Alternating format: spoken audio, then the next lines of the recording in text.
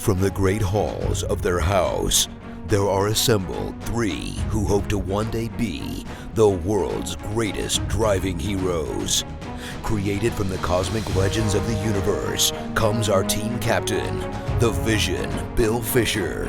Their soon-to-be Wonder Woman, Vicki Fisher. Our Captain Marvel and head flight trainee, Jennifer Skripchuk. And our Batman, the master of tools, gadgets, and all things mechanical, our mild-mannered soon-to-be billionaire, Alan Danvers. Their mission, to fight injustice, share what is right and wrong, to get you out of your house and come out racing with them, and serve all mankind. They are the Garage Heroes in Training Team. Dominate with Dawson, dominate with Dawson. Come in, Dawson. I read you loud and clear. All right, very well. Let me make sure that we have everybody online. Miss Jen. I'm here. Hey, Ben. Hey. Miss Vicki. Hi. Wow. I'm here. Hi. Yay. Vicki's here and she's coming in hot. That was my left ear. I just Yeah. lost there. Okay. Ben Dawson, we've got a question for you. I'm so ready. So a lot of times people will say, this one's going to have one of those forever Bill intros, sorry. A lot of times people say that they have a predisposition to having either fast hands, usually they came from karting or autocross, or slow hands, which usually they came from street driving or track driving. They seem to be the two regimes. However, would you say that it is a good thing to be able to turn in both styles because that would give you more flexibility, or should you get really good at one and try to do every turn the same way? That's interesting. I mean, I think some of this is just dependent on the type of turn you're in. I mean, there are some turns where you can't whip at a bunch of throttle angle at one time without spinning. I mean, there's some turns that have a more gradual turn in. Like you can't go crazy get yourself turned into like turn 12 at Road Atlanta. You know, it's kind of a gradual turn, and you're sort of working your way down toward the apex, down to the corner. So that I would say that's when it takes relatively slow hands. I've heard some of that too, and I'm not sure where I fall in that category myself, but from watching my own video, I think I'm usually fairly slow until I'm worried about something, and they get pretty fast. Yeah. So I guess I probably am both, but I'm not thinking about like, oh, it's time for fast hands bins to come out and play, you know, like that. I don't really sound like that, but yeah, I've heard similar things about people who are from karting or autocross or folks who are faster with their hands and maybe more reliant on scrubbing tires as a way to lose a little bit of speed, like slides, or more willing to slide the car. Have you heard that? Does that go with fast hands in your mind? I think it does. I was trying to expand this a little bit beyond the fast hands, slow hands, but Miss Vicki, would you consider yourself more Eric Clapton, or would you consider yourself more Eddie Van Halen? Eddie Van Halen. Okay. All right. That's the right answer. Just so everybody knows, there is one wrong answer in this one, and it's just because of the person you picked. Just so I can say that. Thank you. No matter what his hands are doing, he's the wrong pick. Go ahead. Very well. Miss Jen, how about you when you're on track? Are you a fast hands kind of girl, or are you a slow hands kind of girl? I don't know. I don't know that I have fast hands. I don't know. Like you said, I'm kind of really conservative, so I don't know. Okay. Sorry. Say slow hands. I'm slow. There you go. Slow hands. Slow. You are slow hands. If I had to pick, it'd be slow. Yeah.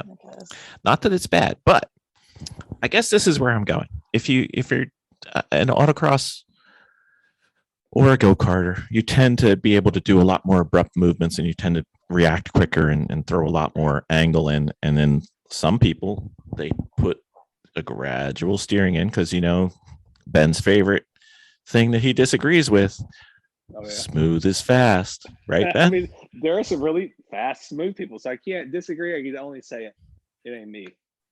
Right.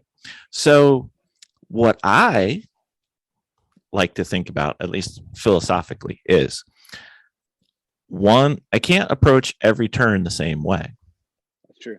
And I can't utilize the same turn in, and I can't utilize the same rate of turn in. So I like to try to figure out whether the turn needs me to turn my hands a little more quickly, or a little more slowly, but especially like Ben was saying, there are certain times when things are going poorly where you need to have fast hands. So even if you're predominantly a slow hands type of driver, you need to be able to do quick hands to catch things. And that's why part of our team is to go out go-karting a lot and go out autocrossing as much as we can and try to get the ability to compete in as many different cars, as many different venues, so that we're well-rounded. So when something calls for fast hands, we're ready, and we've done it. Or slow hands, we're ready, we're done it. Is there a flaw in there that you see, Ben? Or no, that sounds great. I love the cross training aspect of it, especially because you guys are sort of late coming to this, and it's great that if you have the chance to immerse yourself in multiple disciplines, that's a way to aggregate a bunch of skills you wouldn't come across only doing one kind of thing. If you're only doing stuff at the big courses, only doing road course stuff, you wouldn't pick up some of the stuff that you can learn from. Are you guys going to those places like indoor karting places with the indoor, outdoor? Like those places with the smooth concrete floors where you get to pretty much you can slide the cart as much or as little as you want, right? Yep. And ultimately, at least the one around me, the folks who are the fastest aren't sliding at all. But yep. I mean, I can go out there, and somebody who doesn't go out there very often is generally terrible. Like I'm several seconds off of the very good guys all the time. Like I'm terrible at that place, but it's so fun to go out there and sort of learn what happens. Like, all right, I'm going to go in way too fast for this corner, and I'm going to let the front tires eat this. And I'm still going to come out. I'm going to slide around. It might not be exactly where I want coming out, but I'm also not going to let off the gas and kind of see how that goes. Do you know what I mean? So like, I'm going to let some friction eat some of this pace that I need to lose instead of me getting off the gas. And that's some stuff that you could sometimes take to the racetrack when you're trying to do the calculation of what can I get away with in this corner. And let me also add into the equation, I know I'm going to slide the tires a little bit. Because you kind of done that at the go-kart track. It's not the end of the world to slide a tire, just sort of see where it takes you. So, I think a lot of that stuff translates. It's a great idea to do as much of that cross-discipline stuff as you can. Like I hate autocross, so I don't ever do it. Oh, sorry, I am terrible at autocross, so I never do it. But I'm sure it would help me. I hate autocross because I'm terrible at it, and I never do it. Okay. So, ladies, there was one event that we've gone to a couple times that you guys really need to have fast hands. Do you remember? I'm including myself with the ladies here. I don't know. It wasn't Lime Rock, the little Yes, track? it was the skid pad. Did you notice that when you were trying to keep the car a little twisted, you had to be quick? Yeah.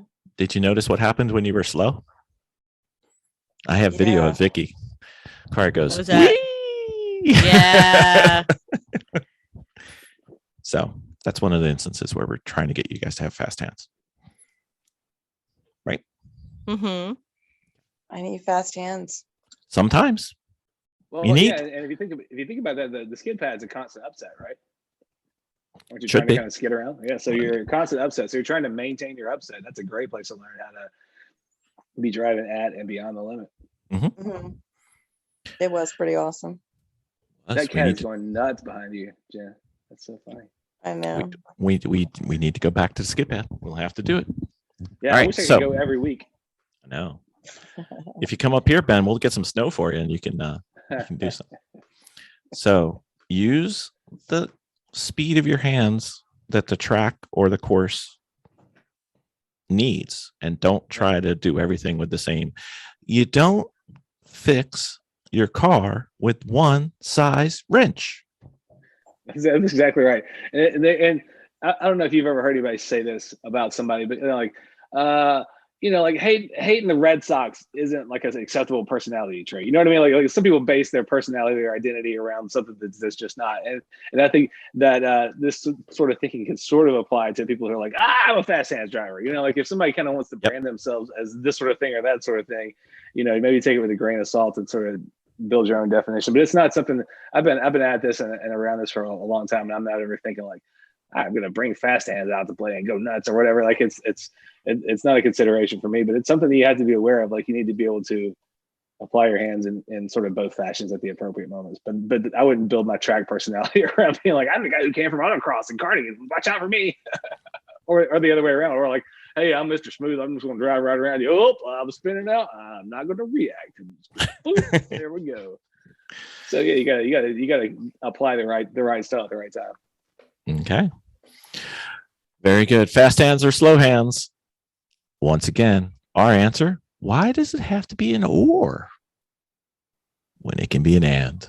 That's Mhm. right. That's right. And we'll put my cell phone number in the show notes. You can text me and find out about Eric Clapton. Okay, that's area code 910-867-5309. PR 5309. Thank you, Ben. Mhm. Thank you guys. Thanks, Ben. Thanks, Ben.